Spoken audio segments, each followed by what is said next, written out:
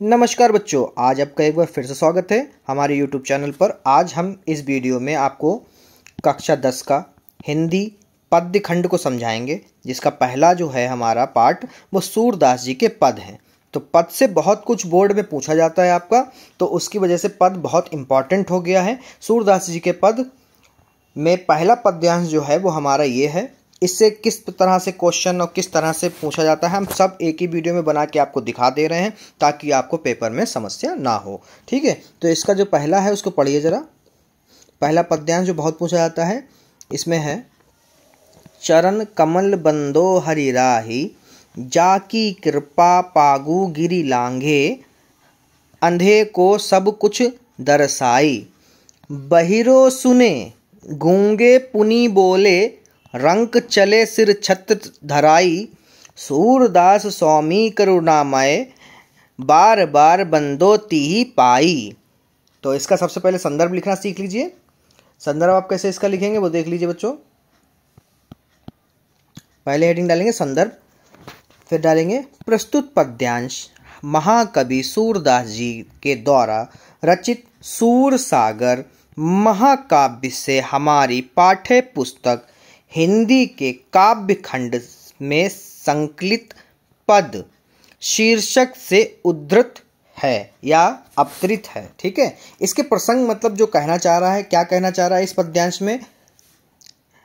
प्रस्तुत पद में सूरदास जी ने अपने आराध्य श्री कृष्ण के चरणों की वंदना करते हुए उनकी महिमा का अत्यंत सुंदर वर्णन किया है। आइए इसकी व्याख्या करते हैं बच्चों। कैसे करेंगे ध्यान दीजिए। पहले हेडिंग डालेंगे व्याख्या। भक्त शिरोमणि सूरदास जी श्री कृष्ण के चरण कमलों की महिमा का वर्णन करते हुए कहते हैं कि हे प्रभु, मैं आपके चरणों की जो कमल के समान कोमल हैं वंदना करता हूँ। इनकी महिमा अपरंपार है, जिनकी कृपा से लंगड़ा व्यक्ति पर्वतों को लांघ जाता है, अंधे व्यक्ति को सब कुछ दिखाई देने लगता है, बहरे को सुनाई देने लगता है, गूंगा बोलने लगता है और गरीब व्यक्ति राजा बनकर अपने सिर पर छत्र धारण कर लेता है। सूरदास जी कहते हैं कि हे कृपालु और दयालु प्रभु, मैं आपके चरणों की बार बार वंदना करता हूँ। आपकी कृपा से असंभव कार्य भी संभव हो जाता है। अतः ऐसे दयालु श्री कृष्ण के चरणों की मैं बार बार वंदना करता हूँ। तो इसका बच्चों काव्य संदर्भ आप कैसे लिखेंगे, तो काव्य संदर्भ में आप लिखेंगे, प्रस्तुत पद्यांश में कवि ने ईश्वर के चरणों की महिमा व्यक्त करते हुए उनके प्रति भक्ति भाव को प्रस्तुत किया है या फिर व्यक्त किया है। इसमें भाषा कैसे इस्तेमाल की गई है, तो भाषा इस्तेमाल की गई है साहित्यिक ब्रज, रस है भक्ति, शैली मुत्तक, छंद गयात्मक, गुण प्रसाद, शांत शब्द शक्ति, लक्षणा। तो इस तरह से आपको कोई भी प्रश्न वो पूछेगा तो आप अगर इसको पढ़ ले रहे हैं और सुन ले रहे हैं तो आपको ये सब क्वेश्चन सॉल्व हो जाएंगे इस पद्यांश से। अगला पद्यांश जो होगा वो हमारा ये है। देखिए, आपको मैं फिर एक बार बता दूं, वही पद्यांश मैं आपको सिर्फ बताऊंगा जो पेपर के नज़रिए से इंपॉर्टेंट है। ठीक है, तो इसमें देखिए पद्यांश नंबर 2, किलकत कन्हा घुटुरु बानी आवत, मणिमय कनक नंद के आंगन, बिंब पकरीवे धावत, कभऊ निरही हरि अपू छांग को छह को, करसो परकन चाहत, किलघी हसत रजत द्योह दतिया, पुन्ही पुन्ही तिही आवागहत, कनक भूमि पर कर पग छाया, यह उपमा इक रजती, करी करी प्रतिपत प्रतिमानी वसुधा, कमल बैठकी साजती, बाल दशा सुख निरही जशोदा, पुनि पुनि नंद बुलावती, अचरा तरले ढाकी, सुर के प्रभु को दूध पिवाती। तो इसकी कैसे आप करेंगे व्याख्या और संदर्भ कैसे लिखेंगे, तो संदर्भ वही वाला हमारा चल जाएगा बच्चों इसमें जो कि पीछे था। तो प्रसंग इसमें बदल जाए क्योंकि पद्यांश बदला है तो प्रसंग भी हमारा बदल जाता है। तो प्रसंग आप कैसे लिखेंगे वो ध्यान दीजिए। प्रसंग हेडिंग डालेंगे, संदर्भ वही चल जाएगा जो सबसे पहले पद्यांश में हमने बताया था। तो इसमें लिखेंगे प्रस्तुत पद्यांश में सूरदास जी ने मणि युक्त आंगन में घुटनों के बल चलते हुए बाल श्री कृष्ण की शोभा का वर्णन किया है। ठीक है, इसकी व्याख्या कैसे करेंगे, हेडिंग डालेंगे व्याख्या। इसी से कितने भी क्वेश्चन पूछ ले आपके सभी हो जाएंगे। ठीक है, तो सिर्फ आप व्याख्या, प्रसंग और काव्य सौंदर्य, भाषा शैली सब देख लीजिए, आपसे इसी से रिलेटेड पूछता है और कुछ नहीं पूछता। ठीक है, तो कवि सूरदास जी श्री कृष्ण की बाल मनोवृत्तियों का वर्णन करते हुए कहते हैं कि बाल कृष्ण यानी बालक कृष्ण किलकारी मारते हुए घुटनों के बल चल रहे हैं। नंद द्वारा बनाए मड़ियों से युक्त आंगन में श्री कृष्ण अपनी परछाई देखकर उसे पकड़ने के लिए दौड़ने लगते हैं। कभी तो अपनी परछाई देखकर हंसने लगते हैं और कभी उसे पकड़ना चाहते हैं। जब श्री कृष्ण किलकारी मारते हुए हंसते हैं तो उनके आगे के दो दांत बार बार दिखाई देने लगते हैं जो अत्यंत सुशोभित लग रहे हैं। श्री कृष्ण के हाथ पैरों की छाया उस पृथ्वी रूपी सोने के फर्श पर ऐसे प्रतीत हो रही है मानो प्रत्येक मणि में उनके बैठने के लिए पृथ्वी ने कोमल का आसन सजा दिया हो, अथवा प्रत्येक मणि पर उनके कमल जैसे हाथ पैरों का प्रतिबिंब पड़ने से ऐसा लगता है कि पृथ्वी पर कमल के फूलों का आसन बिछ रहा हो। श्री कृष्ण की बाल लीलाओं को देखकर माता यशोदा जी बहुत आनंदित होती हैं और बाबा नंद को बार बार वहाँ बुलाती हैं। उसके पश्चात माता यशोदा सूरदास के प्रभु बालक श्री कृष्ण को अपने आंचल से ढक कर दूध पिलाने लगती हैं। कुछ इस तरह से होगा इसकी व्याख्या। काव्य सौंदर्य अगर आपसे पूछा जाए तो आप लिखेंगे प्रस्तुत पंक्तियों में कवि ने श्री कृष्ण की बाल क्रीड़ाओं का अत्यंत मनोहरी चित्रण किया है। भाषा यहाँ पर है ब्रज, शैली मुक्तक, गुण होगा प्रसाद और मधुर, रस होगा वात्सल्य, छंद है यहाँ पर गीतात्मक, शब्द शक्ति लक्षणा। ठीक है, अब पद्यांश 3 में आप देखिए कितना मनोहर पद्यांश 3 है यहाँ पर, ध्यान दीजिए इस पे बच्चों। पद्यांश 3 ये बहुत पूछा जाता है। ठीक है, उदो मोही ब्रज बरसरत नाही, वृंदावन गोकुल बन उपमन, सघन कुंज की छाई, प्रात समय मात जसुद माई, अरु नंद देखी सुख पावत, माखन रोटी दयो सजायो, अतिहित सात खवावत, गोपी ग्वाल बाल संग खेलत, सब दिन हसत सिराहत, सूरदास धनी धनी ब्रजवासी, जिन सोहित जातु जात। इसकी कैसे व्याख्या करेंगे, मैंने आपको पहले ही बता दिया बच्चों कि इसके जो संदर्भ है वही रहेगा जो पद्यांश नंबर 1 में लिखा था। क्योंकि पद्यांश बदला है तो संदर्भ नहीं बदलेगा, यहाँ पर प्रसंग बदल जाएगा। प्रसंग को आप कैसे लिखेंगे तो उसको देख लीजिए, इसमें क्या कवि कहना चाह रहा है उसको बताना होता है शॉर्ट में। प्रस्तुत पद्यांश में सूरदास जी ने श्री कृष्ण की मनोदशा का चित्रण किया है। उद्धव ने मथुरा पहुंचकर श्री कृष्ण को वहां की सारी स्थिति बताई, जिसे सुन श्री कृष्ण भाव विभोर हो गए। तो यहाँ पर क्या सूरदास जी कहना चाह रहे हैं उसको समझिए। व्याख्या करते समय श्री कृष्ण कहते हैं कि हे उद्धव, मैं ब्रज को भूल नहीं पाता हूँ। मैं सबको भुलाने का बहुत प्रयत्न करता हूँ, पर ऐसा करना मेरे लिए संभव नहीं हो पाता। वृंदावन और गोकुल, वन, उपवन सभी मुझे बहुत याद आते हैं। वहाँ के कुंजों की घनी छाँव भी मुझे भुलाए नहीं भूलती। प्रातःकाल माता यशोदा और नंद बाबा मुझे देखकर हर्षित होते तथा अत्यंत सुख का अनुभव करते थे। माता यशोदा मक्खन, रोटी और दही मुझे बड़े प्रेम से खिलाती थीं। गोपियाँ और ग्वाल बलों के साथ अनेक प्रकार की क्रीड़ाएं करते थे और सारा दिन हंसते खेलते हुए व्यतीत होता था। ये सभी बातें मुझे बहुत याद आती हैं। ये श्री कृष्ण जी उद्धव से कह रहे हैं। सूरदास जी ब्रजभाषियों की सराहना करते हुए कहते हैं कि वे ब्रजभाषी धन्य हैं, क्योंकि श्री कृष्ण स्वयं उनके हित की चिंता करते हैं और इनका प्रतिक्षण ध्यान करते हैं। उन्हें श्री कृष्ण के अतिरिक्त ऐसा हितैषी और कौन मिल सकता है। यह थी आपकी व्याख्या। काव्य सौंदर्य आप कैसे लिखेंगे उसको ध्यान दीजिए। प्रस्तुत पद्यांश में श्री कृष्ण साधारण मनुष्य के भांति अपने प्रियजनों को याद कर द्रवित हो रहे हैं। यद्यपि उनका व्यक्तित्व अलौकिक है, फिर भी ब्रज की स्मृतियां उन्हें व्याकुल कर देती हैं। इसकी भाषा कैसी रहेगी बच्चों, वो भी देख लीजिए।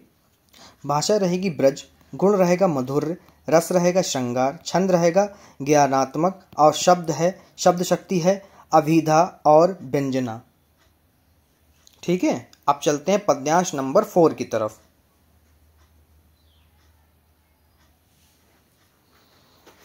तो पद्यांश नंबर 4 जो है वो भी बहुत, मैंने कहा कि ये पद जो हैं सूरदास के बहुत पूछे जाते हैं।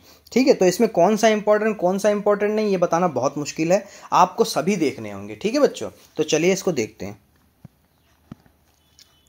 उधो मन ना भय 10-20, एक हितो सो गायो श्याम संग को अब धरे ईस, इंदी सितिल भई के सब बिनु जो देही बिनु शीश, आशा लागी रहित मन सो आया जीवही कोटि बरीस, तुम ती सखा श्याम सुंदर के सकल जोग के ईश, सूर हमारे नंद नंदन बिनु और नहीं जगदीश।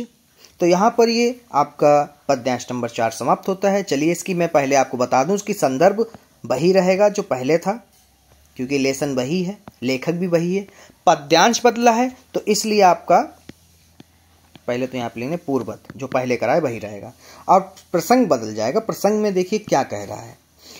प्रसंग हेडिंग डालेंगे, फिर डालेंगे प्रस्तुत पद्यांश भ्रमर गीत का एक अंश है। श्री कृष्ण मथुरा चले जाते हैं और गोपियां उनको याद कर करके अत्यंत व्याकुल हैं। श्री कृष्ण उद्धव को गोपियों के पास भेजते हैं। वहां ज्ञान और योग का संदेश लेकर ब्रज में पहुंचते हैं, लेकिन वे उनके इस संदेश को स्वीकार करने से में स्वयं को असमर्थ बताती हैं, क्योंकि वे श्री कृष्ण को छोड़कर किसी अन्य की आराधना नहीं कर सकती। व्याख्या में कैसे बताएंगे आप, व्याख्या हेडिंग डालेंगे, फिर लिखेंगे। गोपियां उद्धव से कहती हैं कि हे उद्धव, हमारे 10-20 मन नहीं हैं, हमारे पास तो एक ही मन था, वह भी श्री कृष्ण के साथ चला गया। अब हम किसी मन से तुम्हारे द्वारा बताए गए निर्गुण ब्रह्मा की आराधना कैसे करें? अर्थात जब मन ही नहीं है तो किस प्रकार हम तुम्हारे द्वारा बताए गए धर्म का पालन करें? श्री कृष्ण के बिना हमारी सारी इंद्रियां शिथिल यानी कमजोर हो गई हैं, अर्थात शक्तिहीन और निर्बल हो गई हैं। इस समय इनकी स्थिति ठीक वैसी ही हो गई है जैसी बिना सिर के प्राणी की हो जाती है। श्री कृष्ण के बिना हम निष्प्राण हो गई हैं। हमें हमेशा उनके आने की आशा बनी रहती है। इसी कारण हमारे शरीर में सांस चल रही है। इसी आशा में हम करोड़ों वर्षों तक जीवित रह सकती हैं। गोपियाँ कहती हैं कि हे उद्धव, आप तो श्री कृष्ण के मित्र हो और सभी प्रकार के योग विद्या के स्वामी हैं। संपूर्ण योग विद्या तथा मिलन के उपयोगों को जानने वाले हैं। आप ही श्री कृष्ण से हमारा मिलन करवा सकते हैं या करा सकते हैं। सूरदास जी कहते हैं कि गोपियों ने स्पष्ट रूप से उद्धव को बता दिया है कि नंद जी के पुत्र श्री कृष्ण के बिना उनका कोई आराध्य नहीं है। उनके अतिरिक्त वे और किसी की आराधना नहीं कर सकती। यहाँ पर आपको काव्य सौंदर्य जो है अगर पूछा जाए तो आप कैसे लिखेंगे, देखिए बच्चों, प्रस्तुत पद्यांश में कवि ने श्री कृष्ण के विरह में विचलित गोपियों की शारीरिक व मानसिक स्थिति का चित्रण किया है। इसमें भाषा प्रयुक्त हुई ब्रज, शैली है मुतक, गुण है मधुर, रस है श्रृंगार यानी वियोग का, बिछड़ जाने का, श्रृंगार में भी वियोग मतलब बिछड़ जाने का, छंद गय पद, शब्द शक्ति है व्यंजना। पद्यांश नंबर 5 को देखिए बच्चों, ये लास्ट है इस लेसन से सबसे ज्यादा पूछे जाने वाला, ठीक है। इसके अलावा पद से कुछ नहीं पूछा जाता। फिर आप चले जाएंगे तुलसीदास जी के रामचरितमानस की तरफ, ठीक है। तो यहां पर जो है, निर्गुण कौन देश को बासी, मधुकर कही समुझाई सोयो दे, बुझती साच ना हासी, कोहो है जनक कौन है जननी, कौन नारी कौन दासी, केसो बरन भेष है केसो की ही रस भे अभिलाषी, पावे गोपूनी कियो अपनानो, जोरे करयो गासी, सुनत मोन हवेरेयो बबरो, सूर सबे मति नासी। तो यहाँ पर ये पद्यांश खत्म होता है। आप लोग अगर मेरी आवाज़ पसंद आ रही हो तो मेरी आवाज़ को लाइक करें और चैनल को अभी सब्सक्राइब कर लें, ताकि आप तक सभी नोटिफिकेशन समय से पहुंचती रहें, क्योंकि जैन क्लासेस इस बार आपके लिए 95% नंबरों को बहुत आसान कर देगा। तो चलिए इसकी आपको बता दें कि संदर्भ वही रहेगा जो पहले पद्यांश में बताया था, प्रसंग बदल जाएगा क्योंकि आपका पद्यांश बदला है। प्रस्तुत पद्यांश में सूरदास ने गोपियों के माध्यम से निर्गुण ब्रह्मा की उपासना का खंडन तथा सगुण कृष्ण की भक्ति का मंडन किया है। तो व्याख्या कैसे करेंगे बच्चों, उसको देख लीजिए। व्याख्या करेंगे, गोपियां भ्रमर की अन्योक्ति के माध्यम से उद्धव को संबोधित करते हुए कहती हैं कि हे उद्धव, ये निर्गुण ब्रह्मा किस देश के वासी या निवासी हैं? हम तुम्हें सौगंध देकर पूछती हैं क्योंकि गोपियां पूछ रही हैं कि तुम हमें सच सच बताओ, हम कोई हंसी मजाक नहीं कर रही हैं। तुम यह बताओ कौन उसका पिता है, कौन माता और कौन स्त्री और कौन उसकी दासी है। यह प्रश्न पूछा जा रहा है उद्धव से। किसके बारे में प्रश्न है? ब्रह्मा जी के बारे में। कौन पूछ रहा है? कृष्ण जी की गोपियां यानी ग्वाल पूछ रहे हैं, यानी गोपियां पूछ रही हैं। उनका रंग रूप कैसा है, उनकी वेशभूषा कैसी है तथा वह किस रस की इच्छा रखने वाला है। गोपियां उद्धव को चेतावनी देते हुए कहती हैं कि हमें सभी बातों का ठीक ठाक उत्तर देना। गोपियां कहती हैं कि यदि तुम हमसे कपट करोगे तो उसका परिणाम तुम्हें अवश्य भुगतना पड़ेगा। सूरदास जी कहते हैं कि गोपियों के इस प्रकार व्यंग्यात्मक तर्कपूर्ण प्रश्नों को सुनकर उद्धव स्तब्ध हो गए। वह उनके प्रश्नों का कुछ उत्तर ना दे सके। ऐसा प्रतीत हो रहा था मानो उनका सारा ज्ञान समाप्त हो गया हो। गोपियों ने अपने वाक्याचरणों से ज्ञानी उद्धव को परास्त कर दिया, अर्थात उद्धव का सारा ज्ञान अनपढ़ गोपियों के सामने नष्ट हो गया। यहाँ पर आप काव्य सौंदर्य देख सकते हैं बच्चों, कितना अच्छा काव्य सौंदर्य। मैंने आपको पहले बताया, मैं सिर्फ और सिर्फ वही चीज़ें बताऊंगा जो आपके पेपर में पूछी जाती है, ठीक है, ना कि व्यूज़ की चाहत से, ना कि वॉच टाइम की चाहत से, क्योंकि अपना एक सिंपल सा फंडा है, बच्चों का होना चाहिए फ़ायदा। व्यूज़ गए बाढ़ में, पैसा तो इधर कमा ही रहे हैं, ठीक है, कोचिंग सेंटर से। तो इधर है, प्रस्तुत पद्यांश में कवि ने गोपियों द्वारा निर्गुण ब्रह्मा का उपहास अत्यंत व्यंग्यात्मक तथा तार्किक ढंग से प्रस्तुत किया। भाषा यहाँ पर ब्रज है, शैली है मुत्तक, गुण है मधुर, छंद है गय पद, और यहाँ पर रस आप लिखेंगे वियोग, श्रृंगार एवं हास्य, शब्द शक्ति है व्यंजना, ठीक है। तो यहाँ पर ये आपका लेसन समाप्त होता हुआ, जो कि था सूरदास जी के पद।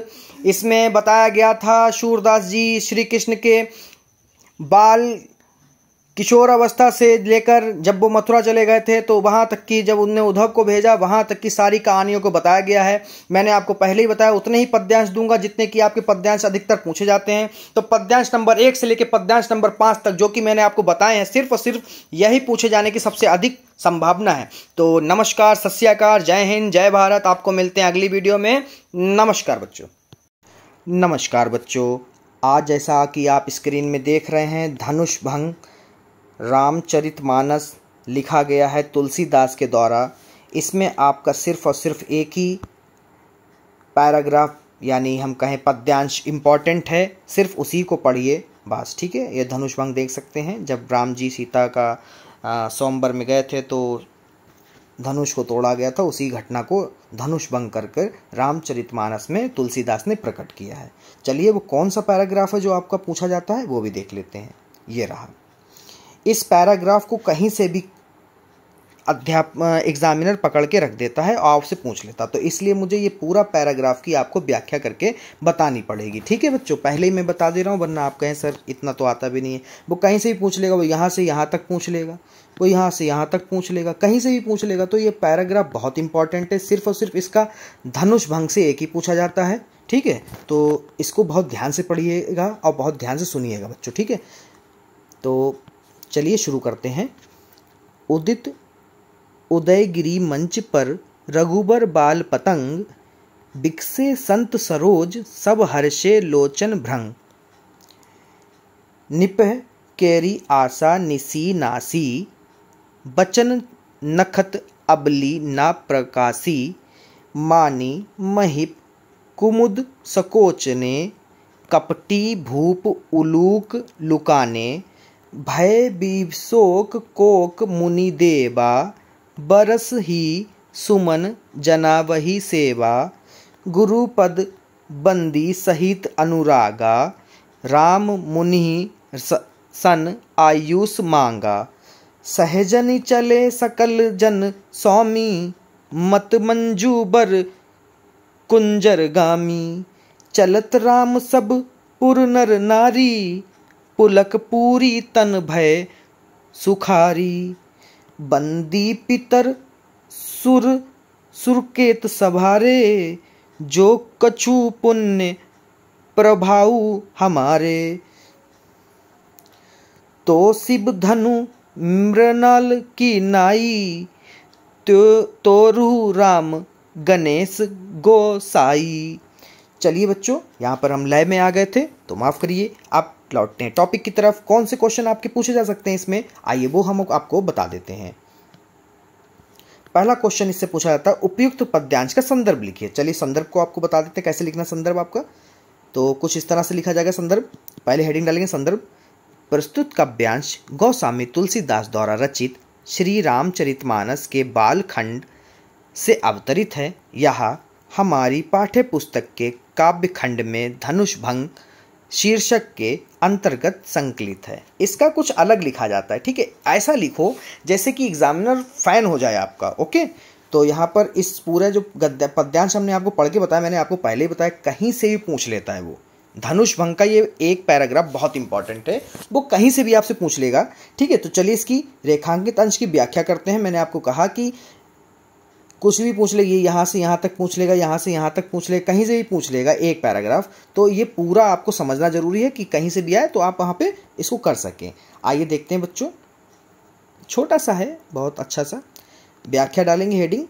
अब क्योंकि राम शर्त पूरी करने के लिए खड़े हो गए हैं, अतः उनकी अधियारी धुंधली सी आशा रूपी रात्रि नष्ट हो गई है, क्योंकि वे या जान चुके हैं कि अब धनुष भंग हो ही जाएगा। राम जी जान चुके हैं कि अब धनुष भंग करना ही पड़ेगा।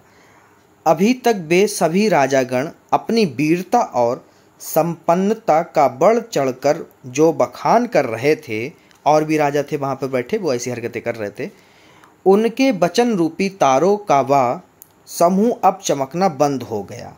अर्थात उन सभी राजाओं की बोलती अब बंद हो गई है। वह अभिमानी राजा रूपी जितने भी कुमुद थे, वह सूर्य रूपी राम को देखकर मुरझा गए और कपटी राजाओं रूपी उल्लू चुप हो गए। तो ये पूरा पैराग्राफ पद्यांश आपसे ये कहना चाह रहा था। ठीक है, यहाँ से यहाँ तक के मैंने पूरी कर दी। ठीक है, आगे देखिए, जो हमारा तीसरा क्वेश्चन है वो आपसे क्या कह रहा है। ये पूछेगा चकवों का शोक किस प्रकार दूर हो गया। मोस्ट इंपॉर्टेंट क्वेश्चन, बहुत पूछा जाता है। तो इसमें आप बताएंगे, अब क्योंकि राम रूपी सूर्य का उदय होने के कारण रात्रि समाप्त हो गई है, अतः मुनि और देवताओं रूपी चकवों का शोक दूर हो गया है। अभी तक धनुष के तोड़े जाने की शंका के कारण दुखी रूपी जो रात्रि छाई थी, उसके कारण मुनि और देव रूपी चकवों का सुख रूपी चकवी से मिलन होता नहीं दिखाई दे रहा था। लास्ट क्वेश्चन जो इससे पूछा जाता है वो भी देख लीजिए। जनकपुरी के सभी नर नारियों के गणेश भगवान से क्या प्रार्थना की। तो उन्होंने, सभी नर नारियों ने क्या प्रार्थना की गणेश भगवान जी से। देखिए, जनकपुरी के सभी नर नारियों ने गणेश भगवान से यह प्रार्थना की कि अगर हमारे कुछ पुण्य शेष हों तो श्री राम शिव के धनुष को कमल नल की भांति सहज ही तोड़ डालें। जैसे कि कमल की डंडी तोड़ी जाती है, बिल्कुल वैसे ही शिव धनुष को भी तोड़ दें। ठीक है, सिर्फ इतनी चीज़ आपसे इस पद्यांश से पूछी जाती है। मैंने जितना पूछा जाता है मैंने सिर्फ उतना ही आपको बताया बच्चों, ज़्यादा बताने का कोई मकसद नहीं है। उतना ही पढ़िए जितना आपका आता है। अगली वीडियो मिलते हैं जो कि रामचरितमानस से ही तुलसीदास द्वारा लिखित है, जिसका नाम है बनपट पर। ठीक है, बस थोड़ी ही देर में आपको वो वीडियो भी मिल जाएगी। अगर ना मिले तो तुलसीदास करके मैं एक पद्यांश की अलग से प्लेलिस्ट बना दूंगा, आप प्लेलिस्ट पर जाकर देख सकते हैं, या मैं डिस्क्रिप्शन में लिंक शेयर कर दूंगा। नमस्कार बच्चों, जैसे कि आपसे वादा किया था बनपट पर मिलेंगे, तो ये कुछ आपका इसके बारे में मैं आपको बता दूं कि तुलसीदास द्वारा जो रचित है श्री रामचरितमानस, उसी में इसमें से कुछ पद्यांश को उठाया गया है लेसन में आपको और दिया गया है। तो बनपट पर का मतलब है कि जब अयोध्या छोड़कर राम जी वनवास की तरफ जा रहे हैं तो उसमें क्या तुलसीदास जी बता रहे हैं उसको आपको समझना है और उसके अपनी भाषा में व्याख्या या फिर कुछ क्वेश्चंस के जवाब देने हैं। चलिए शुरू करते हैं। पहला पद्यांश। पुरुते निकसी रघुबीर बधु, धरी धीर दय मंग में डंक द्यो। झलकी भरी भाल कनी जल की, पुट सूखी गए मधुराधर बे। फिर की बुझाती है फिरी बूझती है, चलनो अब के तिक पर्णकुटी करी हो कित है। तिये की लखी अतुराता, पिए की अखियां अति चरु चली चल जोवे। तो इसमें जो पहला क्वेश्चन है आपसे, सबसे पहले वो पूछेगा आपसे संदर्भ। तो संदर्भ क्या इसमें आप बता सकते हैं, तो पहले आप संदर्भ डालेंगे। प्रस्तुत छंद महाकवि गोस्वामी तुलसीदास द्वारा रचित कविता बली के अयोध्या कांड से अवतरित है। यह हमारी पाठ्य पुस्तक के काव्य खंड में बनपथ पर शीर्षक के अंतर्गत संकलित है। ये पूरी बात आपको बतानी पड़ेगी। अगर ऐसा बच्चों आपने याद कर लिया, लिख दिया, तो पूरे नंबर 2 नंबर आपको मिलेंगे। ठीक है, तो यहाँ पर इसकी आपको जो है प्रसंग भी लिखना होता है, जैसे कि मैंने आपको बताया था पद्यांश में प्रसंग भी लिखना होता है। तो प्रसंग कैसे होगा वो देख लीजिए, क्या कह रहे हैं उसको शॉर्ट में बताया जाता है। प्रस्तुत पद्यांश में श्री राम सीता तथा लक्ष्मण वन में जा रहे हैं। सुकोमल शरीर वाली सीता जी चलते चलते थक गई हैं। उनकी व्याकुलता का अत्यंत मार्मिक वर्णन किया गया है। तो उनके ऊपर क्या बीत रही है वो यहाँ पर कवि तुलसीदास जी कह रहे हैं। चलिए उसकी व्याख्या भी आपको बता देते हैं। ठीक है बच्चों, व्याख्या।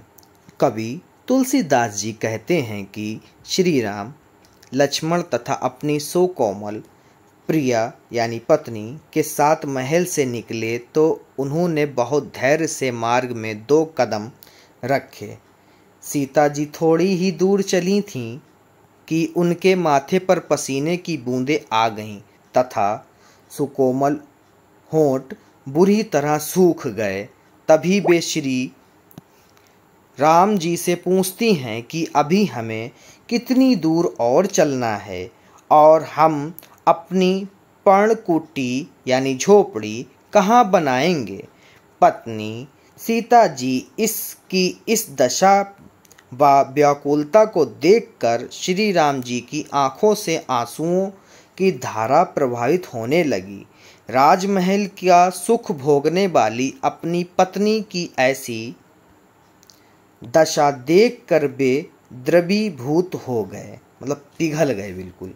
अच्छा, इसका काव्य सौंदर्य भी बच्चों पूछा जाता है तो काव्य सौंदर्य आपको जरूर लिखना है, ठीक है। तो काव्य सौंदर्य इसमें क्या है, प्रस्तुत पद्यांश में कवि तुलसीदास जी ने वन मार्ग पर जाते समय सीता जी की थकान भरी स्थिति को देख श्री राम की व्याकुलता प्रस्तुत की है। ये तो आपको पता चल गया ना। भाषा कैसी है, ब्रज है। गुण कैसा है, प्रसाद और मधुर। शैली चित्रात्मक और मुदक। छंद कैसा है, सवया। रस श्रृंगार। शब्द कैसे हैं, शाक्ति, लक्षणा एवं व्यवाजना। ठीक है, तो इसी लेसन से आपका दूसरा पद्यांश जो है कुछ इस तरह से है। चलिए उसको पढ़ लेते हैं। रानी मैं जानी आ जानी महा, पबी पाहन हूँ ते कठोर हियो है। राजहू काज आकाज ना जान्यो, के होतिए को जिन कान कियो है। ऐसी मनोहर मूर्तिये बिछोरे कैसे प्रीतम लोग जियो है। अखियन में सखी रखीवे जोग, इन्हें किमी के बनवास दियो है। अब देखिए यहाँ पर तुलसीदास जी क्या बताना चाहते हैं, उसको ध्यान से सुनिए बच्चों, ये आपके पेपर में आ जाएगा, मज़ा आ जाएगा। तो संदर्भ जैसे कि पहले मैंने बताया बिल्कुल सेम रहेगा आपका, प्रसंग बदल जाएगा, प्रसंग हो जाएगा। यहाँ पर तुलसीदास जी क्या बताना चाह रहे हैं वही प्रसंग में आपको लिखना होता है। प्रस्तुत पद्यांश में गोस्वामी तुलसीदास जी ने ग्रामीण स्त्रियों के माध्यम से कैकेयी और राजा दशरथ की निष्ठुरता पर प्रतिक्रिया का वर्णन किया है। यहाँ पर राजा दशरथ जी और कैकेयी के माध्यम जो जनता है वो उनसे सवाल पूछ रही है कि उनको कैसा लग रहा है कि जब उनके राजकुमार लक्ष्मण जी और हमारे श्री भगवान श्री राम जी और उनकी पत्नी सीता जी जब अयोध्या छोड़कर चली गईं, तो वहाँ पर जब लोग जो बातें हो रही थी, प्रतिक्रिया आ रही थी, जिसे आजकल हम लोग कहते हैं फीडबैक या फिर रिएक्शन, ठीक है, रिएक्ट वीडियो जो बनती हैं, ठीक है, वही तुलसीदास जी यहाँ पर लिख के बता रहे हैं हमको। ठीक है, आइए उसको व्याख्या को आपको करके बताते हैं। व्याख्या होगी बच्चों, श्री राम सीता और लक्ष्मण वन में जा रहे हैं। उन्हें देखकर गांव की स्त्रियां आपस में वार्तालाप कर रही हैं।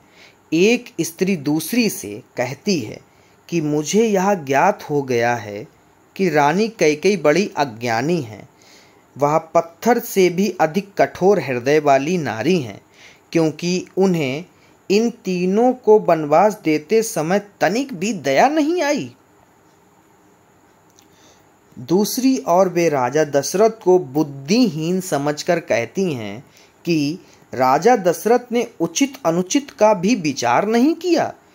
उन्होंने भी पत्नी का कहा माना और उन्हें वन भेज दिया।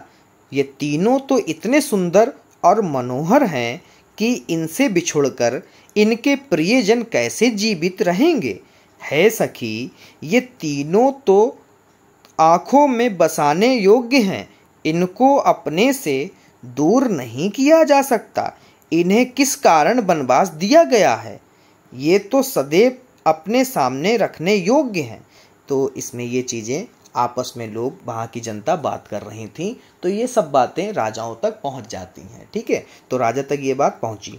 तो यहाँ पर जो काव्य सौंदर्य है आप जो लिखेंगे उसमें काव्य सौंदर्य में क्या लिखेंगे बच्चों, ये लिखेंगे प्रस्तुत पद्यांश में कवि ने ग्रामीण स्त्रियों के माध्यम से रानी कैकेयी की कठोरता तथा राजा दशरथ को राजकाज का ना जानने का बाला बताया है, यानी अज्ञानी बताया है।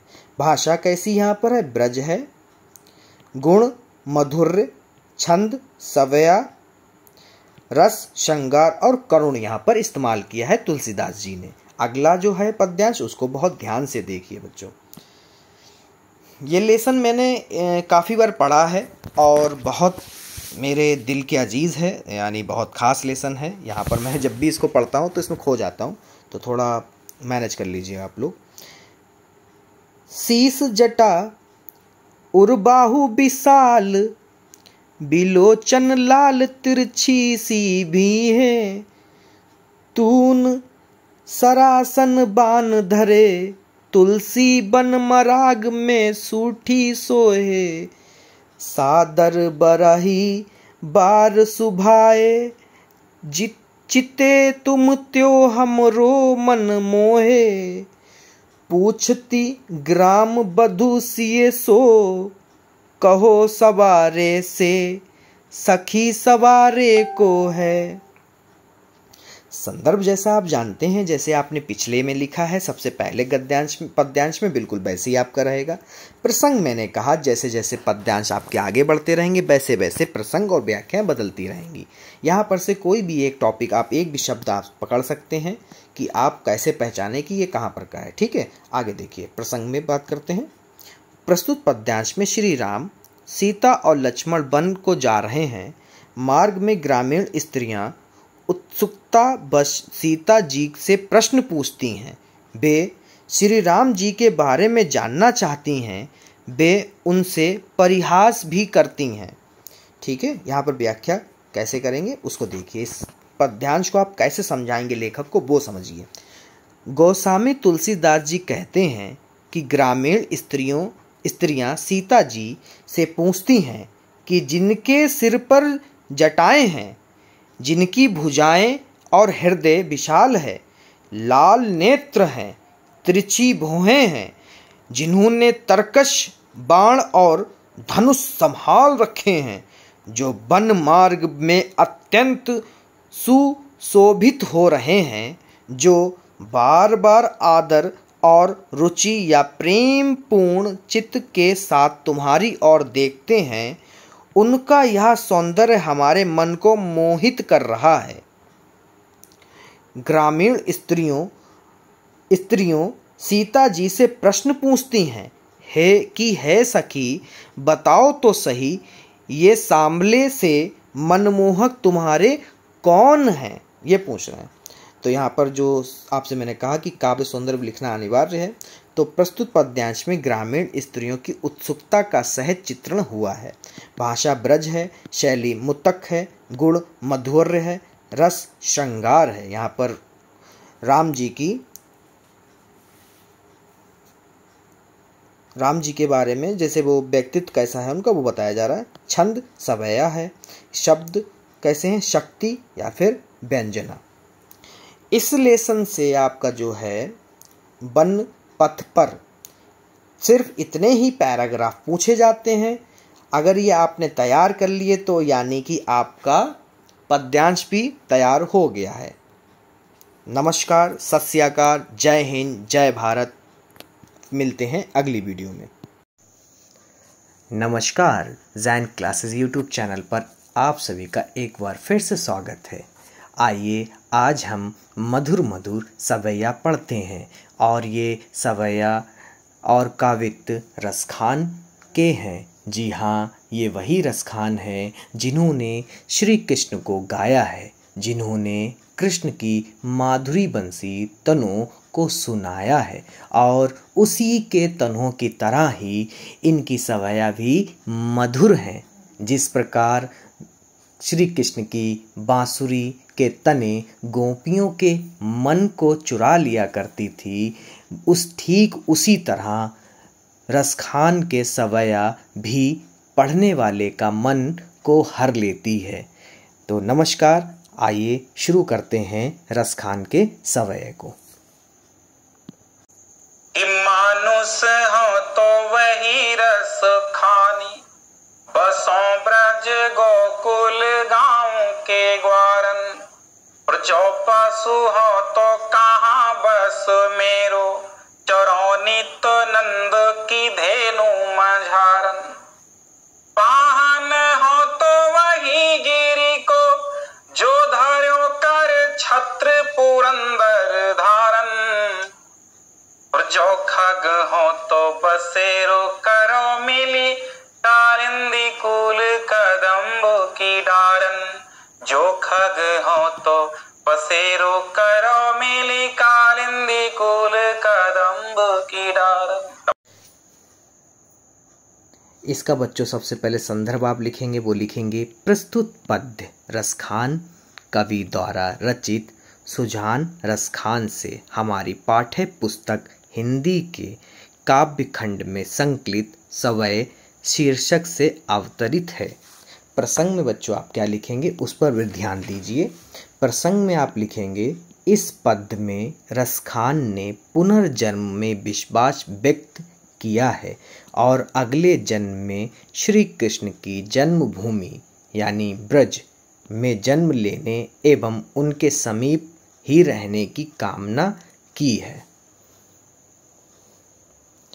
इसकी अगर आप व्याख्या करेंगे तो किस तरह करेंगे, देखिए पहले हेडिंग डालेंगे व्याख्या, फिर इसमें लिखेंगे रसखान कवि कहते हैं कि हे भगवान, मैं मृत्यु के बाद अगले जन्म में यदि मनुष्य के रूप में जन्म प्राप्त करूं, तो मेरी इच्छा है कि मैं ब्रज भूमि में गोकुल के ग्वालों के मध्य निवास करूं। यदि मैं पशु योनि में जन्म ग्रहण करूं, जिसमें मेरा कोई वंश नहीं है, फिर भी मेरी इच्छा है कि मैं नंद जी की गायों के बीच विचरण करता रहूं। यदि मैं अगले जन्म में भी पत्थर ही बना, तो भी मेरी इच्छा है कि मैं उसी गोवर्धन पर्वत का पत्थर बनूं, जिसे आपने इंद्र का घमंड चूर करने के लिए उसे जलमग्न होने से गोकुल ग्राम की रक्षा करने के लिए अपनी अंगुली पर छते के सामान उठा लिया था। यदि मुझे पंछी योनि में भी जन्म लेना पड़ता, तो मेरी इच्छा है कि मैं यमुना नदी के किनारे स्थित कदम्ब वृक्ष की शाखाओं पर ही निवास करूं। तो बच्चों, ये था आपका रसखान के पहले पद्यांश जो बहुत इम्पॉर्टेंट है, उसकी व्याख्या। ठीक है, तो दूसरा पद्यांश जो है, जैसा कि मैंने आपको पहले ही कहा है कि जैन क्लासेस आपके लिए सिर्फ और सिर्फ इम्पॉर्टेंट चीज़ें लाएगा, उसी प्रकार आपको सिर्फ रसखान के काव्यत्व से तो कुछ नहीं पूछा गया अभी तक, मगर सवय के 2 पद्यांश पूछे जाते हैं। तो पहला पद्यांश की मैंने व्याख्या आपको ऊपर बता दी है। अब पढ़ते हैं दूसरा पद्यांश। कि धूरी भरे अति शोभित श्यामजू, धूरी भरे अति शोभित श्यामजू, तैसी बनी सिर सुंदर चोटी। खेलत खात फिरे अंगना, पग पैजनी बाजत पीरी का छोटी। छवि को रस खान बिलोकत, वारत काम कला निज कोटि। काग के भाग बड़े सजनी, हरि हाथों सो ले गयो माखन रोटी। पद्यांश को सुना, अब इसके प्रसंग को हम आपको पढ़ के बता देते हैं। जैसे कि प्रसंग में आप देख सकते हैं कि इस पद्यांश में कह क्या रहा है रसखान, उसको बताते हैं आपको। इसे पद्य में कवि ने बालक कृष्ण के मोहक रूप का चित्रण किया है। श्री कृष्ण के सौंदर्य को देखकर एक गोपी अपने सखी से उसके सौंदर्य का वर्णन करती है। तो व्याख्या कैसे होगी बच्चों, वो भी देख लीजिए। क्या कहती है गोपी, जब दूसरी गोपी से कहती है अपनी सहेली से, हे सखी, श्याम वर्ण के कृष्ण धूल से धूसरित हैं और अत्यधिक शोभायमान हो रहे हैं, वैसे ही उनके सिर पर सुंदर चोटी सुशोभित हो रही है। वे खेलते और खाते हुए अपने घर के आंगन में विचरण कर रहे हैं। उनके पैरों में पायल बज रही है और वे पीले रंग की छोटी सी धोती पहने हुए हैं। रसखान कवि कहते हैं कि उनके उस सौंदर्य को देखकर कामदेव भी उन पर अपनी कोटि कोटि कलाओं को न्योछावर करता है। हे सखी, उस कोए के भाग्य का क्या कहना जो श्री कृष्ण के हाथ से मक्खन और रोटी छीन कर ले गया। भाव यह है कि कृष्ण की जूठी मक्खन रोटी खाने का अवसर जिसको प्राप्त हो गया है वह धन्य है। जैसे कि बच्चों आपने यहाँ पर समझा कि इनकी व्याख्या कैसे की जाएगी, ठीक है। तो इस तरह से इसकी व्याख्या की जाएगी। मुझे आशा है कि आपको ये सभी पद्यांश, संदर्भ और प्रसंग और व्याख्या सभी समझ में आई है। अगर समझ में आई है तो मेरे चैनल को अभी सब्सक्राइब करें और इस चैनल को लाइक करें, इस वीडियो को भी लाइक करें, अपने सहपाठियों के साथ इस वीडियो को शेयर करना ना भूलिएगा। बहुत जल्द मिलते हैं अगली वीडियो में। नमस्कार, धन्यवाद। नमस्कार बच्चों, आपका एक बार फिर से स्वागत है ज़ैन क्लासेस यूट्यूब चैनल पर। आप सभी को इस वीडियो में हम आपको क्या बताएंगे बच्चों, देखिए कक्षा 10 के हिंदी पद्य खंड में बिहारी भक्ति नीति को समझाएंगे, जिसमें पहला पद्यांश जो है उसको भी देख लीजिए आप। प्रश्न नंबर पहला, ये सबसे अधिक बार पूछा जाता है, बिहारी के हैं, ये बहुत इंपॉर्टेंट हैं इनके सभी। तो जितने इंपॉर्टेंट हैं सिर्फ और सिर्फ मैं उतनी को बता रहा हूँ। ध्यान से सुनिए, ध्यान से संदर्भ लिखना सीखिए और प्रसंग और साथ ही साथ व्याख्या भी, क्योंकि अगर ये कर लेते हैं तो आपको पूर्ण 6 नंबर प्राप्त होंगे यूपी बोर्ड 2025 में। तो चलिए पहले पद्यांश को पढ़ते हैं। मेरी भाव बाधा हरो, मेरी भाव बाधा हरो, राधा नागरी सोए, जातन की झाई पर श्याम हरित दूती होए, बिहारी श्याम हरित दूती होए।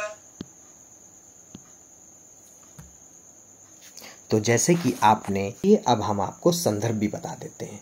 तो संदर्भ में बच्चों है, प्रस्तुत दोहा हमारी पाठ्य पुस्तक हिंदी के काव्य खंड में संकलित रीति काल के रसिद्ध कवि बिहारी द्वारा रचित बिहारी सतसई के भक्ति शीर्षक से अवतरित है। तो बच्चों इसकी आप प्रसंग कैसे करेंगे वो देखिए। प्रसंग में है, कवि ने अपने ग्रंथ के प्रारंभ में राधा जी की वंदना की है। तो आपको ये बता दूं कि इसके टोटल 4 अर्थ निकल रहे हैं। तो यहाँ से यहाँ तक के पद्यांश के टोटल 4 अर्थ हैं। तो चारों अर्थों को आपको वहाँ पे बताना पड़ेगा अगर ये आता है। तो चलिए हम आपको चारों अर्थों को ध्यान से समझाते हैं। मैं भी आशा करता हूँ कि आप भी बहुत ध्यान से इनको सुनेंगे ताकि आप पेपर में पूरे नंबर ला सकें। चलिए शुरू करते हैं। पहला, वा चतुर राधिका जी मेरे सांसारिक कष्टों को दूर करें, जिनके पीली आभा वाले गोरे मतलब गोरे शरीर की झाई प्रतिबिंब पड़ने से श्याम वर्ण के श्री कृष्ण हरित वर्ण की धृति वाले अर्थात हरे रंग के हो जाते हैं। कहने का तात्पर्य कि सिर्फ और सिर्फ राधा जी से ये कहा जा रहा है कि उनसे मेरी सिफारिश कीजिए जो पीले आभा वाले यानी गोरे वाले पे शरीर की उनकी छाई पड़ जाए, तो प्रतिबिंब पड़ जाए, मतलब तो कैसे हो जाते हैं, वो श्याम वर्ण के हो जाते हैं। और हरित वर्ण की धुति वाले कैसे हो जाते हैं, हरे रंग के हो जाते हैं। तो दूसरा अर्थ जो है बच्चों वो भी देख लीजिए। वे चतुर राधिका जी मेरी संसारिक बाधाओं को दूर करें, जिनके शरीर की झलक पड़ने से भगवान कृष्ण की भी प्रसन्न मुख यानी हरित क्रांति हो जाते हैं। तीसरा अर्थ जो है इसका बच्चों वो भी देख लीजिए। हे चतुराधिका जी, आप मेरे सांसारिक कष्टों को दूर करें, जिनके ज्ञानमय यानी गौर शरीर की झलक मात्र से मन की श्यामलता यानी पाप नष्ट हो जाती है। चौथा क्या है इसका अर्थ, उसको भी समझ लीजिए। वह चतुर राधिका जी मेरी संसारिक बाधाओं को दूर करें। ये तो सब में एक जैसा है, बस यहाँ से चेंज हो जाएगा। जिनके गौरव वर्ण शरीर की चमक पड़ने से श्री कृष्ण भी फीकी क्रांति वाले हो जाते हैं। तो टोटल ये 4 अर्थ हैं। आपको जो भी समझ में आए वहाँ पर आप इनमें से कोई भी एक अर्थ को वहाँ पर बता सकते हैं। तो अगला जो है, जैसे कि मैंने आपको पहले ही बताया, मैं सिर्फ और सिर्फ आपको इम्पोर्टेंट कराऊंगा। इम्पोर्टेंट का मतलब जो अधिकतर पेपर में पूछे गए हैं, सिर्फ और सिर्फ उन्हीं को बताऊंगा। सोहत ओढ़े पीत पट श्याम सलोने गात मनोनील मणि शैल पर आतप पर्यो प्रभात। सोहत ओढ़े पीत पट श्याम सलोने गात मनोनील मणि शैल पर आतप पर्यो प्रभात। ओढ़त पीतु पटु के आवाज को सुना तो संदर्भ आपको बता दूं कि वही रहेगा जो पीछे था। यहाँ पर प्रसंग आपका चेंज होगा, तो प्रसंग क्या होगा वो भी ध्यान से देखिए बच्चों। इस दोहे में पीला वस्त्र ओढ़े हुए श्री कृष्ण के सौंदर्य का वर्णन किया गया है। इसकी व्याख्या आप किस प्रकार करेंगे उसको भी देख लीजिए। श्री कृष्ण का श्याम शरीर अत्यंत सुंदर है। वे अपने शरीर पर पीले वस्त्र पहने इस प्रकार शोभा पा रहे हैं मानो नीलमणि के पर्वत पर प्रातः काल की पीली पीली धूप पड़ रही हो। यहाँ श्री कृष्ण के श्याम वर्ण के उज्ज्वल मुख में नीलमणि शैल और उनके पीले वस्त्रों में प्रातःकालीन धूप की संभावना की गई है। तो जिस तरह से आप देख सकते हैं कितना सरल और स्वच्छ मैंने आपको प्रसंग और व्याख्या बता दिया। ठीक है, आप चलते हैं इसके अगले संदर्भ यानी पद्यांश की तरफ। वो कैसे करेंगे, आइए पहले AI जनरेटेड या बढ़िया तरीके से मधुर आवाज में इसका पढ़ते हैं। अधर धरत हरि के परत ओठ दीठी पट ज्योति हरित बांस की बांसुरी इंद्रधनुष रंग हो। तो जिस तरह से आपने मधुर आवाज में इसको सुना, आगे देखिए प्रसंग में आप क्या लिखेंगे। प्रस्तुत दोहे में बांसुरी बजाते हुए श्री कृष्ण के हरे रंग की बांसुरी का इंद्रधनुषी रूप वर्णित किया गया है। चलिए इसकी आप व्याख्या कैसे करेंगे वो भी देख लिए शॉर्ट में। श्री कृष्ण अपने रक्त वर्ण के ओंठों पर हरे रंग की बांसुरी रखकर बजा रहे हैं। उस समय उनकी दृष्टि के श्वेत वर्ण वस्त्र के पीत वर्ण तथा शरीर के श्याम वर्ण की कांति रक्त वर्ण के ओठों पर रखी हुई है। हरे रंग की बांसुरी पर पड़ने से वह बांसुरी इंद्रधनुष के समान बहुरंगी शोभा वाली हो गई है। तो चलिए बच्चों, भक्ति के बिहारी के चौथे पद्यांश की भी व्याख्या और प्रसंग को समझ लेते हैं। जैसे कि या अनुरागी चित्त की गति समझे नहीं कोई ज्यों ज्यों बूढ़े श्याम रंग त्यों त्यों उज्ज्वल होए।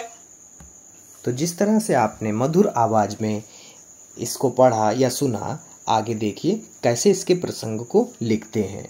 प्रसंग हेडिंग डालेंगे, फिर उसमें लिखेंगे प्रस्तुत दोहे में कवि ने बताया है कि श्री कृष्ण के प्रेम से मन की मलिनता एवं कलुषता दूर हो जाती है। व्याख्या कैसे करेंगे, इसको आप कैसे समझाएंगे, देखिए। कवि का कहना है कि श्री कृष्ण से प्रेम करने वाले मेरे मन की दशा अत्यंत विचित्र है। इसकी दशा को कोई भी नहीं समझ सकता, क्योंकि प्रत्येक वस्तु काले रंग में डूबने पर काली हो जाती है।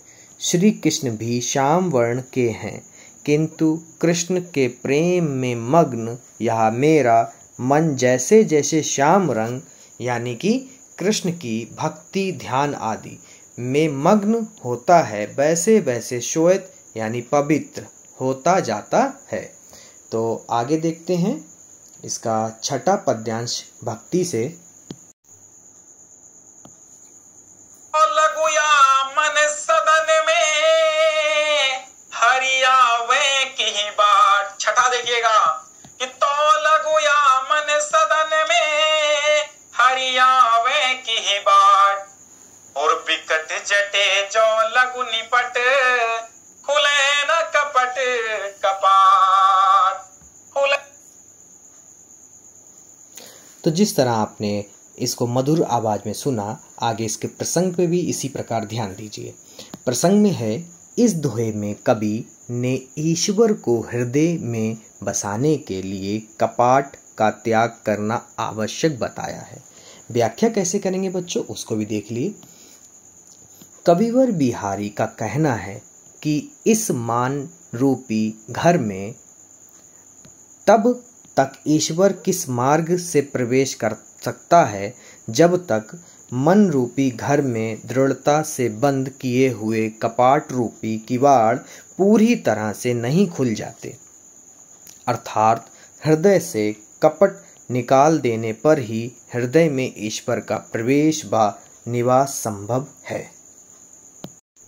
तो यहाँ पर बच्चों आप भक्ति में बिहारी के जो हैं उसका 7वें पद्यांश के समझेंगे। तो आइए इसको आपको मधुर आवाज में सुनाते हैं। तू जनायो जे सकल सो हरि जान्यो नाही, जगतु जनायो जे सकल सो हरि जान्यो नाही, जो आखिन सब देखिए आखिन देखी जाई।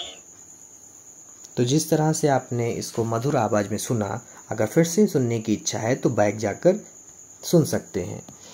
प्रसंग में बच्चों इस दोहे में कवि बिहारी ने ईश्वर भक्ति करने की प्रेरणा दी है। इसकी आप व्याख्या कैसे करेंगे, देखिए बहुत शॉर्ट में मैंने बताई है आपको। इसका मतलब कवि का कथन है कि जिस ईश्वर ने तुम्हें समस्त संसार का ज्ञान कराया है, उसी ईश्वर को तुम नहीं जान पाए। जैसे आँखों से सब कुछ देखा जा सकता है, परंतु आँखें स्वयं अपने को नहीं देख सकती। अब भक्ति का अंतिम पद्यांश को ध्यान से सुनिए, क्योंकि मैंने आपसे कहा कि सभी पद्यांश बहुत इम्पोर्टेंट हैं, ठीक है। तो इसलिए कि कभी ना कभी आए हुए हैं, तो मैंने सभी बताने आपको आवश्यक समझे। जप माला छापा तिलक, जप माला छापा तिलक, जप माला छापा तिलक, सरे नए को काम। जप माला छापा तिलक, सरे नए को काम, मन काचे नाचे वृथा साचे राचे राम। मन काचे नाचे वृथा साचे राचे राम। ये वेरी इंपॉर्टेंट है बच्चों। तो प्रसंग में आप समझ सकते हैं इसको। कविवर बिहारी द्वारा रचित प्रस्तुत दोहे में ब्रह्मांडवरों की निरंतरता बताकर भगवान की सच्ची भक्ति पर बल दिया गया है। व्याख्या कैसे करेंगे बच्चों, इस पे ध्यान दीजिए। कवि का कथन है कि जप करने, माला फेरने, चंदन का तिलक लगाने आदि ब्रह्मा क्रियाओं से कोई काम पूरा नहीं होता। इन ब्रह्मा आचरणों से सच्ची भक्ति नहीं होती। जिनका मन ईश्वर की भक्ति करने से कतराता है, भक्ति करने में कच्चा है, वह व्यर्थ ही इधर उधर की क्रियाओं में मारा फिरता है। ईश्वर तो केवल सच्चे मन की भक्ति से ही प्रसन्न होते हैं। तो यहाँ पर कविवर बिहारी की जो भक्ति है, भक्ति के दोहे वो यहाँ पर समाप्त होते हैं। मुझे आशा है कि आपको यहाँ तक समझ में आया होगा। अब चलते हैं नीति के दोहे पर। किस पे चलते हैं बच्चों? अब चलते हैं नीति के दोहे। तो नीति के दोहे में पहला क्या है, आइए इसको देखते हैं। तो नीति में आपको क्या बता रहे हैं कविवर? नीति में आपको राजनीति, कूटनीति, धर्म नीति एवं जितनी प्रकार की नीतियाँ हमारे ब्रह्मांड यानी इस दुनिया में मौजूद हैं, उस सभी नीतियों पर वह कुछ प्रकाश डालते हुए नीति में आपको दिखेंगे। तो चलिए नीति का पहला पद्यांश आपको पढ़कर सुनाते हैं। दुराज प्रजानु को क्यों न बढ़े दुख दम, अधिक अंधेरो जग करत मिलिमावस रविचंद।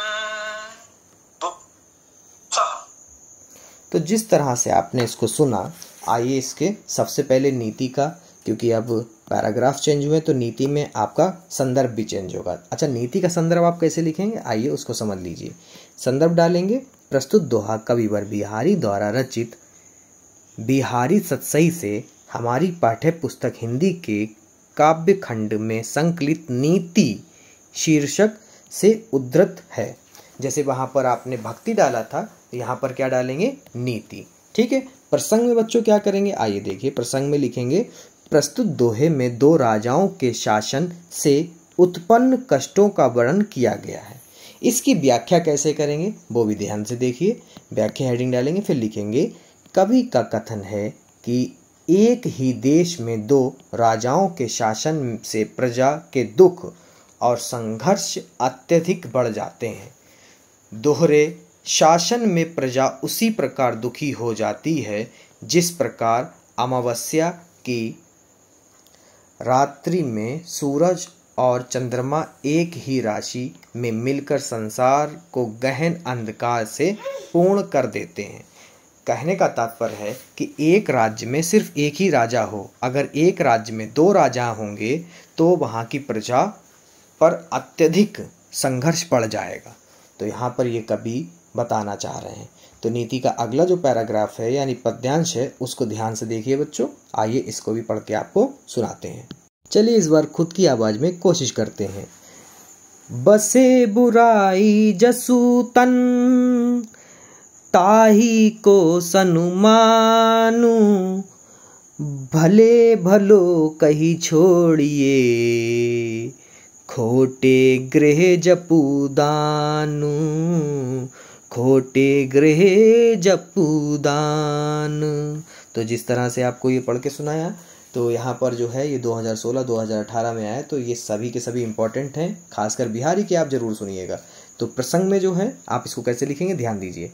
प्रस्तुत दोहे में इस सत्य को उद्धारित किया गया है यानी उद्धृत किया गया है, दर्शाया गया है कि संसार में दुष्ट व्यक्ति की बहुत आवागत यानी आदर होती है, जिससे उसके अनिष्ट कार्यों से बचा जा सके।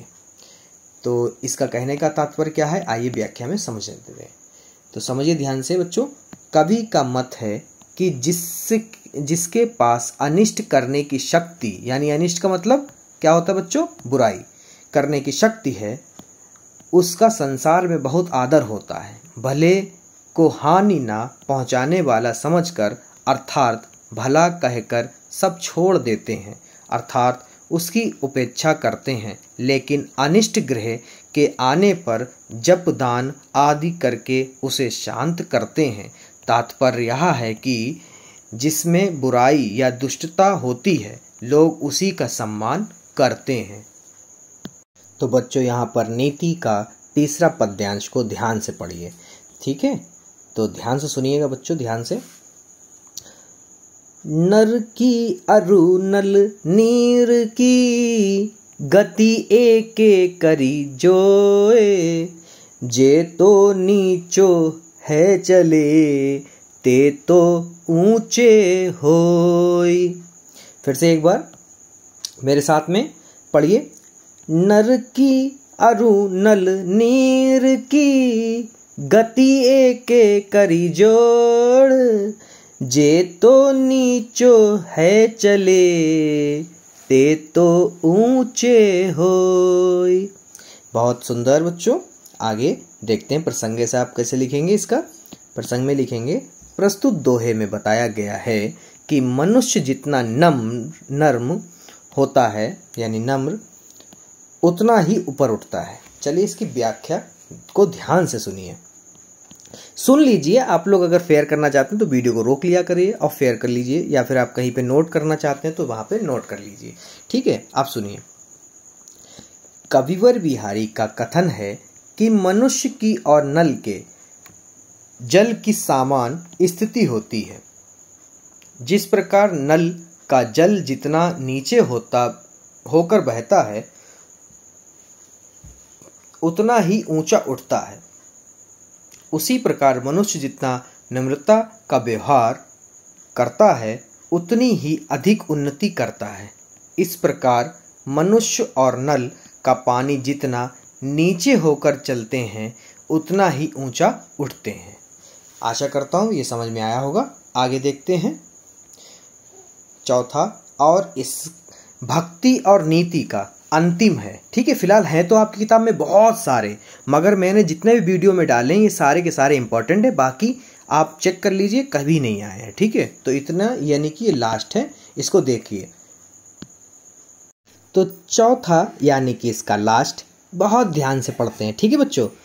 बढ़त बढ़त संपत्ति सल्यू, चौथा और इसका लास्ट बच्चों। ठीक है, पढ़ते हैं ध्यान से। बढ़त बढ़त संपत्ति सल्लू, मन सरोजू बढ़त जाई।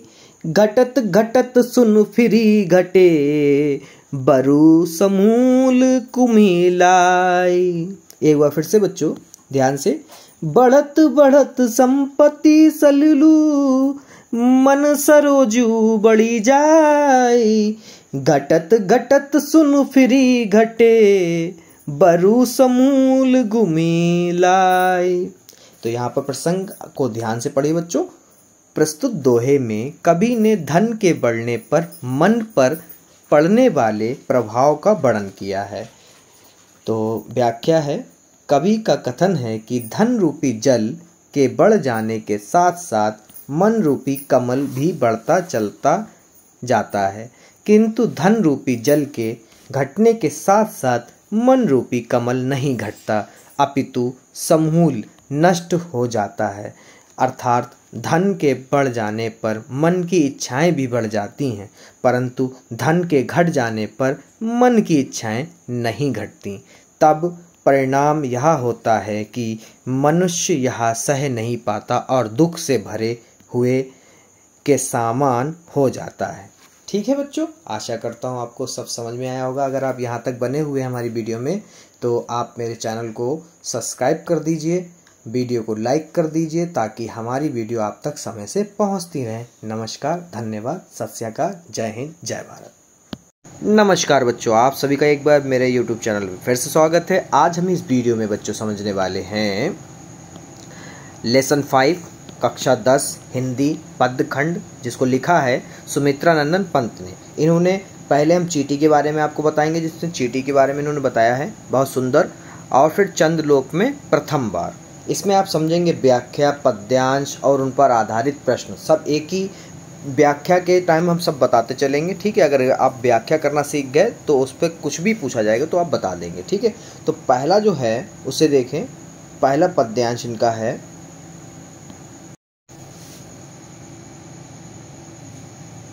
चींटी को देखा, चींटी को देखा, चींटी को देखा, चींटी को देखा।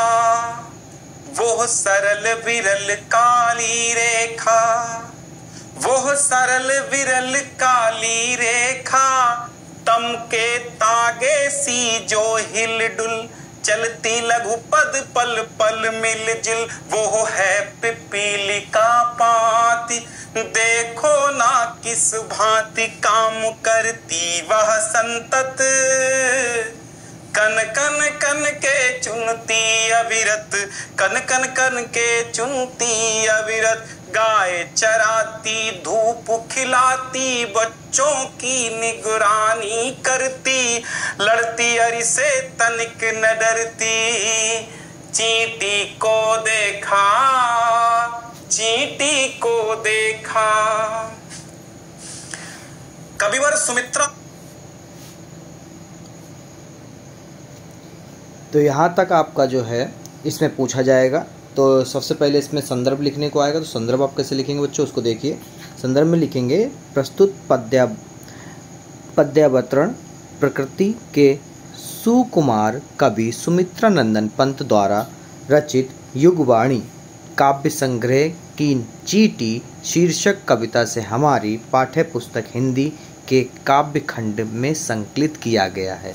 संदर्भ लिखने के अलग अलग तरीके होते हैं। आपके जो स्कूल में बताया जाए उसको लिखिए, अगर नहीं बताया गया तो इसको ध्यान से पढ़िए, याद कर लीजिए।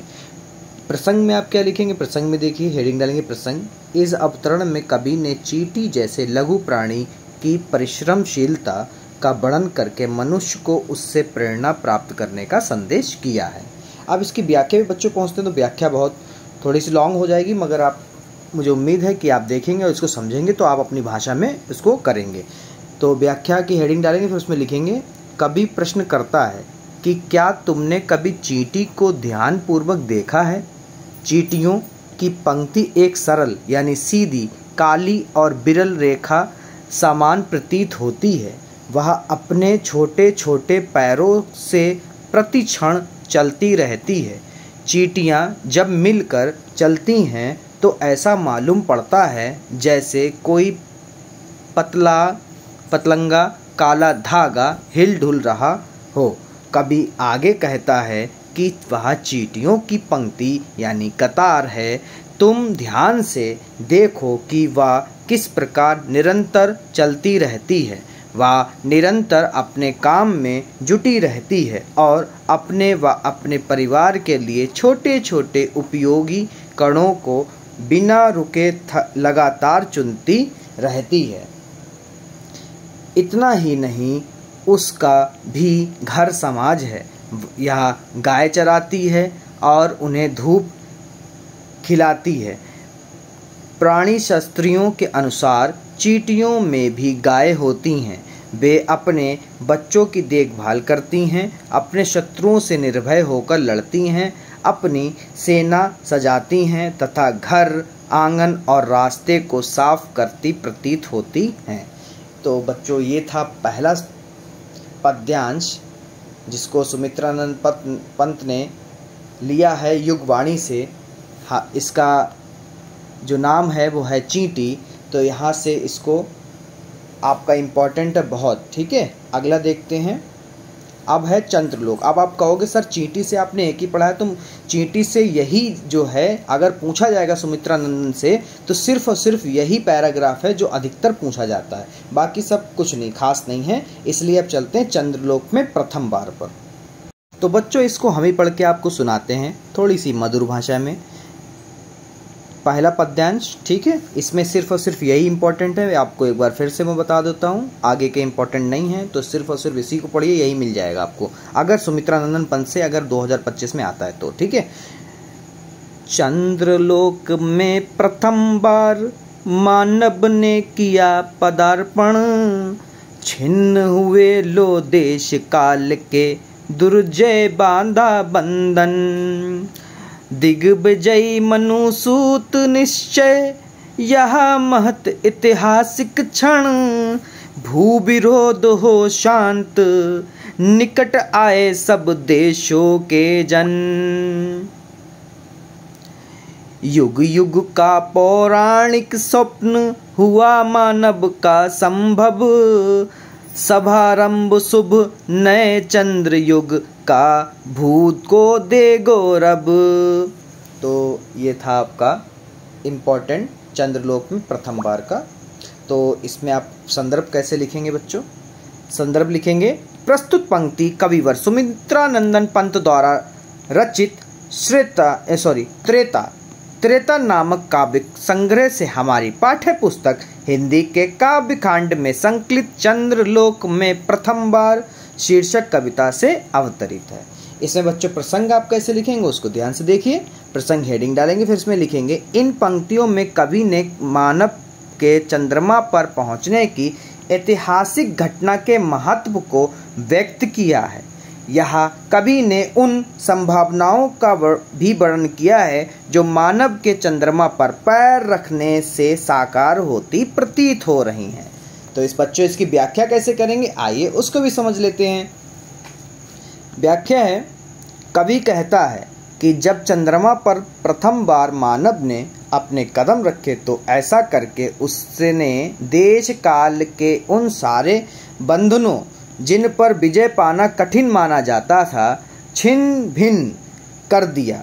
मनुष्य को यह आशा बंध गई कि इस ब्रह्मांड में कोई भी देश और ग्रह नक्षत्र अब दूर नहीं।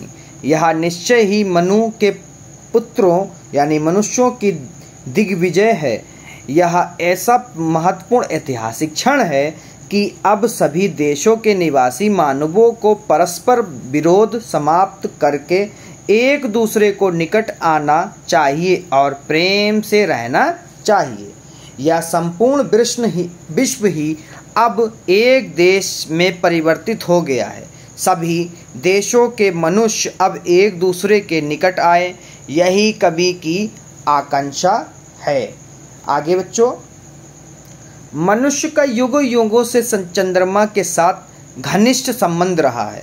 चंद्र विजय से युगों युगों का पौराणिक स्वप्न अब संभव हो गया है। चंद्रमा के संबंध में की जाने वाली मानव की मनोरम कल्पनाएं अब साकार हो उठी हैं। पृथ्वीवासियों को गौरवान्वित करके अब नए चंद्रयुग का कल्याणकारी आरंभ हुआ है। तो बच्चों, आप सभी से मैं फिर से एक बार कहना चाहूँगा कि इस वीडियो में सिर्फ और सिर्फ आपके इम्पॉर्टेंट हैं, ठीक है। तो एक और आपका इम्पॉर्टेंट मुझे मिला है चंद्रलोक से, उसको भी ध्यान से आइए पढ़ते हैं।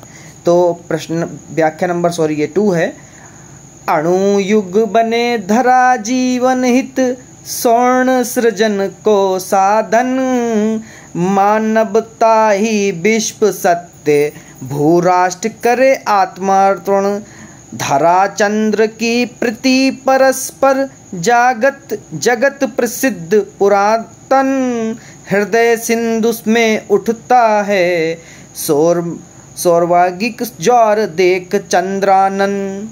तो इसकी प्रसंग कैसे लिखेंगे, क्योंकि व्याख्या संदर्भ वही रहेगा, व्याख्या यहाँ पर आपकी चेंज होगी तो इसलिए प्रसंग भी चेंज होगा। आइए उसको देखते हैं। प्रसंग कैसे लिखेंगे, प्रस्तुत पंक्तियों में यह कामना की गई है कि अणुशक्ति की परख और प्रयोग करने वाला यह वैज्ञानिक युग मानव जीवन के लिए कल्याणकारी सिद्ध हो। व्याख्या कैसे करेंगे आप इसको, अणु समझ रहे हो, परमाणु बम, ठीक है। तो व्याख्या करने से पहले आपको एक बात बता दूं कि चैनल को सब्सक्राइब नहीं किया तो बच्चों चैनल को सब्सक्राइब कर दें और इस वीडियो को लाइक कर दें और अपने दोस्तों के साथ शेयर करना ना भूलिएगा। तो चलिए व्याख्या पढ़ते हैं। कवि का कहना है कि विज्ञान का संपूर्ण विकास मानव जीवन के कल्याण के लिए ही होना चाहिए। परमाणु शक्ति मानव जीवन के विनाश का साधन न होकर पृथ्वी पर स्वर्ग के निर्माण का साधन बननी चाहिए। विश्व का एकमात्र सत्य है मानवता की भावना। इसके समक्ष समग्र पृथ्वी के राष्ट्र को आत्मसमर्पण कर देना चाहिए, अर्थात संपूर्ण विश्व एक राष्ट्र बने और संपूर्ण देश मानवता की ही बात सोचें। वे अणु शक्ति से एक दूसरे के विनाश की बात ना सोचें, वरन उसे मानवता के हित में लगाएं। चंद्रमा और पृथ्वी का प्रेम जगत प्रसिद्ध है और बहुत पुराना है, क्योंकि चंद्रमा पृथ्वी का ही एक अंग है। इसलिए पृथ्वी के सागर रूपी हृदय में चंद्रमा के मुख को देखकर ज्वार उठा करता है। तात्पर्य यह है कि चंद्र विजय की सार्थकता तभी है जब वैज्ञानिक उपलब्धियों का मानव हित में लगाया जाए। तो आशा करता हूँ आप सभी को 3 इसमें से हैं, किसमें से बच्चों, किसमें से? 3 पद्यांश आपके बहुत ज़रूरी हैं। चींटी का 1, चंद्रलोक में प्रथम बार के 2। आशा करता हूँ आपको सभी समझ में आए होंगे। नमस्कार, सत श्री अकाल, जय हिंद, जय भारत। नमस्कार बच्चों, आज इस वीडियो में आप समझने वाले हैं कक्षा 10 हिंदी पद्य खंड में महादेवी वर्मा द्वारा रचित हिमालय से और वर्षा सुंदरी के प्रति। इसमें आप समझेंगे व्याख्या कैसे करना है, पद्यांश कौन सा होना चाहिए जो इम्पोर्टेंट हो 2025 के अकॉर्डिंग, और उन पर आधारित प्रश्नों के उत्तर। तो आपको मैं बताते हुए बहुत खुशी महसूस कर रहा हूं कि व्याख्या के अंतर्गत ही आपके सभी प्रश्नों के उत्तर और पद्यांश सभी के सभी आप समझते चले जाएंगे। तो चलिए पहले पद्यांश जो इम्पोर्टेंट है उसको समझते हैं। तो पहला है हिमालय से, इसको पढ़िए। तो टूटी है तेरी कब समाधि, झंझा लौटे शतहार हार, बह चला द्रुगों से किंतु नीर, सुनकर चलते कण कण की पुकार, सुख से विरक्त दुख में समान, सुख से विरक्त दुख में समान। आइए इसके जो संदर्भ होगा आप इसमें कैसे लिखेंगे, तो इसमें ऐसे लिखेंगे। संदर्भ हम आपको बोल के समझा देते हैं। संदर्भ लिखेंगे, प्रस्तुत पद्यांश हमारी पाठ्य पुस्तक हिंदी के पद्य खंड से लिया गया है, जिसको महादेवी वर्मा द्वारा हिमालय से लिया गया है। ठीक है, ऐसे करके लिखेंगे। प्रसंग में आप क्या लिखेंगे, प्रस्तुत पंक्तियों में श्रीमती महादेवी वर्मा ने हिमालय की दृढ़ता तथा उसके हृदय की कोमलता का सुंदर चित्रण किया है। व्याख्या कैसे करेंगे बच्चों इसकी?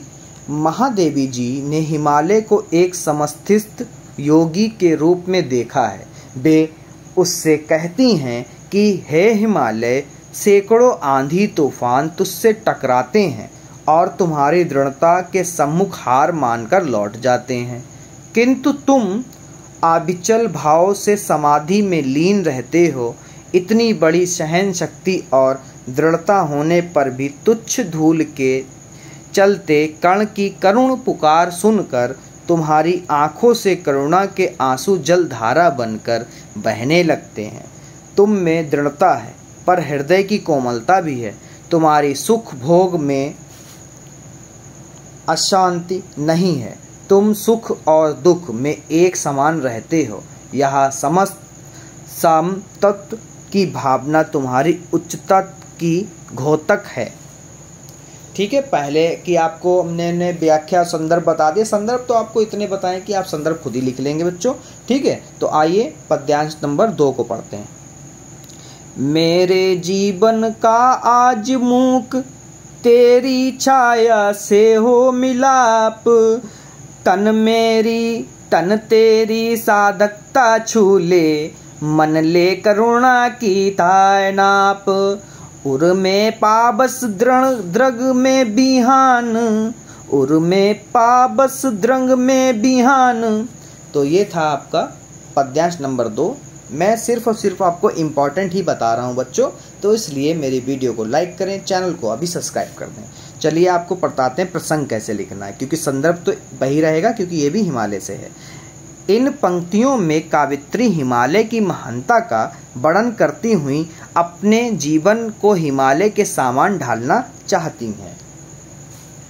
व्याख्या में आप लिखेंगे, महादेवी वर्मा जी अपने जीवन को हिमालय की छाया में मिला देना चाहती हैं। तात्पर्य यह है कि वे हिमालय के सद्गुणों को अपने आचरण में उतारना चाहती हैं।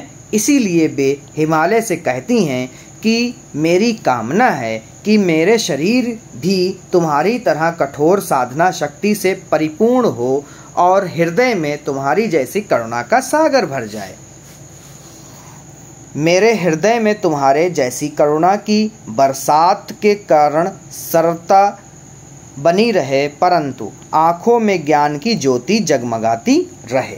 तो ये अब चलते हैं, क्योंकि आपको मैंने बताया कि हिमालय से सिर्फ 2 ही पूछे जाते हैं, जो अधिक पूछे जाते हैं पद्यांश, वो दोनों मैंने पद्यांश आपको बता दिए। वर्षा सुंदरी के प्रति, आइए इसको भी समझ लेते हैं। तो चलिए इसको पढ़ते हैं। रूपसी तेरा घन केश पाश, श्यामल श्यामल कोमल कोमल, लहराता सुरभित केश पाश, नभ गंगा के रजत धार में, धो आई क्या इन्हें रात, कपीत है तेरे सज्जन अंग, सिरा सा तन है संघ्र स्नातन, भीगी अलकों के छोरों से, छूती बूंदों कर विवित लास, रूपसी तेरा घन केश पाश। तो ये था आपका पढ़ के जो मैंने सुनाया। थोड़ी सी गलती हो तो इसलिए माफ़ी चाहता हूँ, क्योंकि काफ़ी देर से रिकॉर्डिंग कर रहा हूँ तो थोड़े बहुत शब्द इधर उधर हो सकते हैं, उसके लिए क्षमा प्रार्थी। संदर्भ में प्रस्तुत काव्य पंक्तियाँ श्रीमती महादेवी वर्मा द्वारा रचित निर्जा नामक ग्रंथ से हमारी पाठ्य पुस्तक हिंदी के काव्य खांड में संकलित वर्षा सुंदरी के प्रति शीर्षक कविता से अवतरित है। आइए इसका प्रसंग पढ़ते हैं और आपको बताते हैं कि कैसे प्रसंग आप लिखेंगे। प्रसंग लिखेंगे, यहाँ कावित्री ने वर्षा का सुंदरी नायिका के रूप में चित्रण कर उसके सौंदर्य का बड़ा ही मोहक वर्णन किया है। बच्चों व्याख्या ध्यान से सुनिएगा। व्याख्या, कावित्री वर्षा सुंदरी को संबोधित करती हुई कहती हैं कि हे वर्षा सुंदरी, तेरा बादल रूपी काले काले बालों का समूह अत्यधिक सुंदर है। तुम्हारे कोमल काले और सुगंधित बाल हवा में लहरा रहे हैं, जो कि बहुत अच्छे लगते हैं। तात्पर्य यह है कि वायु से लहराते हुए बादल ही तुम्हारे सुंदर बाल हैं।